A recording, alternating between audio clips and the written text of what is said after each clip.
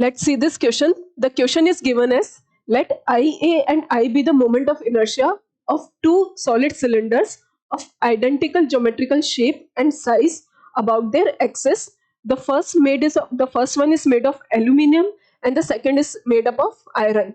तो हमें देखना है moment of inertia of A is less than moment of inertia B. This is option A. Option B, moment of inertia of A is equals to moment of inertia of B. Option number C, moment of inertia of A is greater than moment of inertia of B. And option number D, relation between moment of inertias depend on the actual shapes of the bodies. तो चलो देखते हैं. तो generally जब भी हम moment of inertia की बात करते हैं तो हमारे पास जो मोमेंट ऑफ इनर्शिया होता है, मोमेंट ऑफ इनर्शिया हम कैसे लिखते हैं? मोमेंट ऑफ इनर्शिया हमारे पास होता है I is equals to mr square. तो ये किस पे डिपेंड करता है?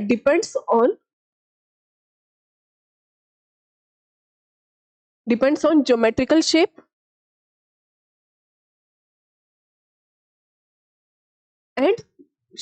And size and mass distribution. इन सब पे डिपेंड करता है. तो बस हम यही बात करेंगे. अब देखो मेरे पास जो है ऑब्जेक्ट, एक एल्यूमिनियम का बना हुआ है, एक आयरन का बना हुआ है. तो देखते हैं क्या क्या है. अच्छा, दोनों का बोला गया है कि उनकी ज्योमेट्रिकल शेप तो बराबर है, मतलब सॉरी बराबर नहीं, मतलब सेम है, साइज भी उनकी सेम है, लेकिन एक एल्यूमिनियम का है, एक आयरन का है. तो देखो, तो हमारा जो मोमेंट ऑफ इनर्शिया है वो ज्योमेट्रिकल शेप एंड साइज पे डिपेंड करता है और मास डिस्ट्रीब्यूशन पे भी डिपेंड करता है. तो चलो हम देखते हैं. अगर मैं बात करूं, first one is made of aluminium. अगर मैं एल्यूमिनियम सॉलिड सिलेंडर की बात करती हूँ तो हमारे पास क्या होना चाहिए? Aluminium solid cylinder.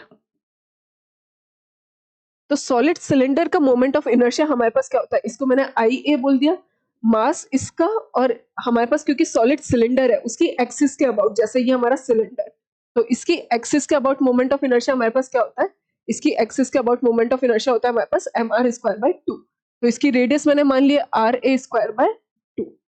क्योंकि हमारे पास दोनों का साइज सेम है तो उनकी रेडियस सेम होगी. अगर मैं बात करूं आयरन सॉलिड सिलेंडर की, तो आयरन सॉलिड सिलेंडर के लिए हमारे पास इसका मोमेंट ऑफ इनर्शिया हमने मान लिया है IB is equal to mass of B, radius of B का स्क्वायर बाय 2. ठीक है, तो ये दोनों के हमारे पास मोमेंट ऑफ इनर्शिया हमने लिख दी है, बिकॉज मेरे पास बोथ हैव सेम ज्योमेट्री.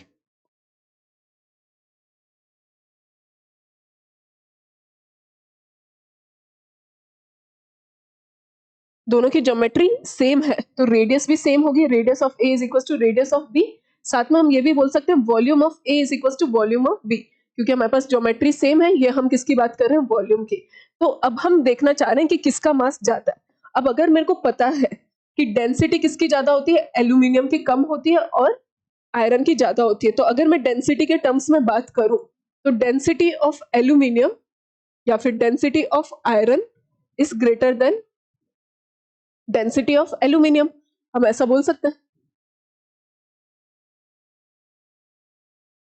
और डेंसिटी इसको हम ऐसा बोलते हैं iron rho B is greater than rho A.